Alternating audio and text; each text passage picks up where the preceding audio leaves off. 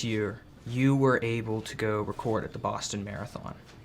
And I was wondering, what were the emotions like that day, and how did that play into the production of the movie, and how did that play into your acting? Pete, you start? We were at the marathon finish line, and if you've never been to a marathon finish line, it's a very emotional place. People generally run a marathon for very personal reasons, and you would see parents pushing their child who had cancer across the line. They'd run 22 miles for their child. You would see men get on their knees and propose to women as they finished the marathon hand in hand. And the year we were there, we saw Patrick Downs, who lost his leg in the bombing, finish the marathon and run up and embrace his wife, Jessica Downs, who lost both of her legs. And we could see the goosebumps on his arm. We could see the tears pouring out of his eyes. And Mark and I were standing there watching it, and we were crying and we were choked up. And this older woman came up to us and she said, "Do you see that?" She said, "That's why you make a movie about this experience. It's about love. It's about no matter what they do to us, love wins." And that was a very real moment for us. Yeah, and as far as that, inspiring my acting, this is my home, and to see, a city like Boston, which has always had, great luck with our sports heroes, and we usually put them up on a pedestal, but to see what these ordinary people did, it really redefined the term hero for me. And these were ordinary people from all walks of life who did extraordinary things, and made me really proud to be from Boston and know that these are my neighbors and members of my community. Yeah, that's very cool that you got to revisit your community, your hometowns, Mm-hmm. and you gotta relive all that. You gotta see how everyone just came together so beautifully. Mm-hmm. And just building on that, one of the biggest themes in the movie is that love can conquer such a terrible event such as this. And I just want your opinions on that theme and the Boston Marathon and how that continued into the present day. If you look at and have you talked to Patrick and Jessica? Have you met them? I haven't. If you meet the survivors, or you meet the parents of the victims, and you realize that these folks have formed a bond and a friendship and a community, and that they've been able to pick themselves up and move on with their lives. Not entirely. They certainly don't forget it, and they can't entirely escape it, but they've been able to survive. And if you ask yourself how, and you really look at how, it's the love that community has given them. It's the compassion, and I have a son your age, and he's asked me about this and what I thought and why these things are happening and how we move on. And what I've come to believe from my time in Boston is that you have to believe that fundamentally we as humans are good people. That we as humans, if you're hurt, he's going to help you. That's the nature of who we are. We are good people that are driven by love, and that is something that I come to believe from my time in Boston. Can't say it any better than that. Good job, buddy. Thank you. Thank you very much. 17. I'm impressed. Your parents. So, Jimmy, Uh-huh. you play a character that is kidnapped in the movie, and it's a really exciting experience. What was it like for you to be in that car with all of these emotions just flooding you? What was it like for you to play that character, and what did you learn from that experience? Yeah, I did a lot of homework, talking to Danny, the real guy, and he gave me a lot to work off of, what he was thinking at the moment, the emotion he was going through. So working with Temo and Alex, it was a very tense shoot day, all the stuff that's going on, but, I had to remain composed just like Danny did, because every answer that he gave to the questions could be life or death, So it was a lot of thoughts that was going through my head, but as an actor, you got to kind of juggle the emotions and the whole thought process and remain composed, just kind of like Danny did. And I mean, after that day, I had like nightmares for a couple days, like from the shoot. So I can only imagine what Danny actually went through in real life, Right. That's very cool. I didn't know that you actually met with him. That must have been a really cool experience for you. Yeah, he was great, and he made himself very available and so willing to share about everything, about such a traumatic event. So yeah, that allowed me to add a lot of depth to the character. And Thamo, in the character you play is a very young, misguided terrorist who doesn't really understand reality as Right. we understand it. Right. And he's taught this flawed mindset of what's really out there. And so when you took the role, what did you learn about this mindset and how it can so brutally affect and tear apart society?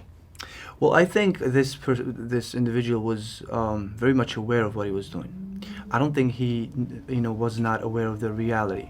I think the younger brother was more confused than he was, because you can't deny the facts that he had a wife, he had a little brother, he had a daughter, so he had a whole family going on. And aside from that, he had a lot of friends at the boxing gym he was going to. So he definitely knew what he was doing. So considering those facts that he had a whole life in Boston, and still to be able to commit such an horrible act is beyond anyone's reason. It's beyond, it's just unthinkable. So as an actor, it's so challenging to get in that state of mind. There is no way to get in that state of mind.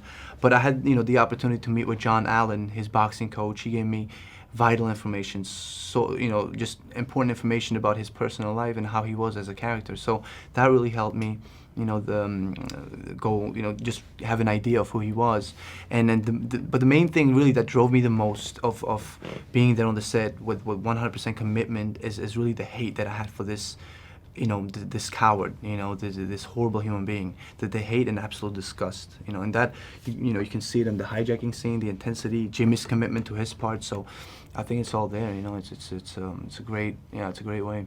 Yeah, and both of you guys did such a great job with you just really portraying that terrorist mindset, and you portraying, just a young kid, who he has his whole life ahead of him. He wants to get out of the car, and any answer he gives can literally be his last second. And I was just wondering, what did you guys do together to make that moment so convincing for everyone in the audience? Because everyone was shaking on the edge of their seats.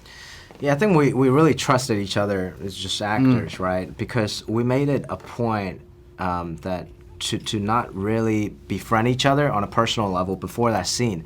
So when he pointed a gun at me when he jacked my car, it was really the first time we interacted with each other, and it was spontaneous, and I think it came out more authentic because of that, So we just kind of trusted each other, and knowing that we both prepared, did our homework and worked off of each other. Yeah, and even in between takes, we just stayed in character. We did not care actually about each other's feelings because because we were really making each other feel uncomfortable. It was this awkward environment in the car, tense. And you got to know we were there the whole day in the car, just confronted with each other without even saying hello in the morning or whenever we got there. So it was a very tense situation, but I think it really helped with the scene. Yeah. Okay, thank you. Thank you so much, man. Jacob. Pleasure. Yeah. I think it's a fantastic film. Really, I was, like everyone else sitting there watching it, I was shocked. I was hurt. I was grieving. At the same time, at the end of the film and throughout the film, I felt a sense of pride for Boston, for America, for good versus evil, and being from Boston, it just gave me that extra, I can hold my head up high. My foundation is from Boston, and it really made me feel good. And I think that's what it will do for people that go to see the film.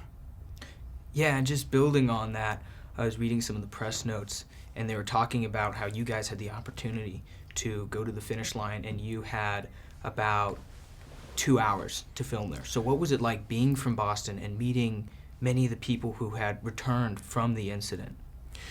Well, I met so many people, not just on that day, because I actually didn't shoot too much on that 2-hour window, because a lot of the stuff that we shot was the aftermath, and we had to go somewhere else to shoot that. It would not be appropriate to shoot that on Boylston Street. But I met a lot of survivors on my days off. I went to certain charities. I went to a Celtics game, and I met a lot of the survivors, and they are some badass, strong people. And they have, obviously they still have a lot to deal with, but they're not the sad sacks that terrorists would hope that they would be. They are strong, and they are resilient, and they are, not moving on to better their lives and helping other people who have suffered similar injuries and problems, and they're just fantastic.